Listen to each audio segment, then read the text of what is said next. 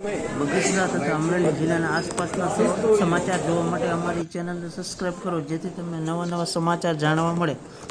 મળતી વિગત મુજબ બગસરા પાલિકાના શાસકો સફાઈ કામદારોની સમસ્યા દૂર કરવામાં નિષ્ફળ રહેતા સફાઈ કાર્ય ઠપ, પગાર, બોનસ સહિતના અનેક માંગ પૂર્ણ થતી નથી. મળતી વિગત મુજબ બગસરા નગરપાલિકાના સફાઈ કામદારો દ્વારા પોતાની માંગણીઓ પૂર્ણ ન થતાં આજે સફાઈનો બહિષ્કાર કરી પ્રતિક્રિયાત્મક ધરણા કર્યા હતા, તેમજ આગામી દિવસોમાં ઉગ્ર આંદોલનની તૈયારી બતાવી હતી. વિગત અનુસાર બગસરા નગરપાલિકાની સફાઈ કર્મચારીઓ દ્વારા 18 જૂનથી શહેરની સફાઈ બંધ કરી પોતાના પડતર પ્રશ્નો જેવા કે દર માસે પગાર કરવા, દિવાળી પર બોનસ આપવું, પાલિકામાં કાયમી સફાઈ કર્મચારીઓની ભરતી કરવી, ગણવેશ સહાય ચૂકવવી જેવા અનેક પ્રશ્નો સાથે આજે સફાઈ કર્મચારીઓ દ્વારા નગરપાલિકા પ્રતિક્રિયાત્મક ધરણાનો કાર્યક્રમ કર્યો હતો. હજુ નગરપાલિકા દ્વારા સફાઈ કર્મચારીઓના પ્રશ્નોનો નિકાલ કરવામાં નહીં આવે તો આગામી દિવસોમાં પણ સફાઈ બંધ રાખી આંદોલન કરવામાં આવશે તેમ જણાવવામાં આવ્યું હતું. આ બાબતે પાલિકા પ્રમુખ જ્યોત્સનાબેન રીબડિયાને જણાવ્યા અનુસાર તેમના મોટા ભાગના પ્રશ્નોનું નિરાકરણ લાવી દેવામાં આવેલ છે. નીતિ વિશે પ્રશ્નો બાબતે રાજ્ય સરકારમાં રજૂઆત કરેલ છે, તેમજ તેમનો પગાર દર માસે ચૂકવી દેવામાં આવે માટેના પ્રયત્નો સતત રાખેલ હોવાનું જણાવ્યું હતું. રિપોર્ટર સમીર વિરાણી, બગસરા.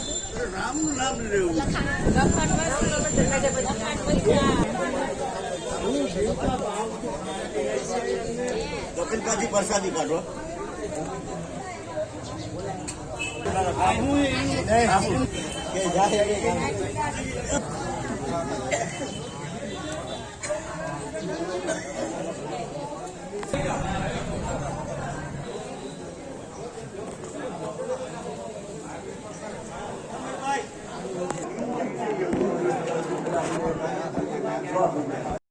આજે કઈ રીતનો કાર્યક્રમ હતો નગરપાલિકામાં? અમે અમારા કામ માટે અહીંયા બેઠા છે, ધારણા માટે. બરોબર, આ લોકો અમને કાંઈ જવાબ આપતા નથી.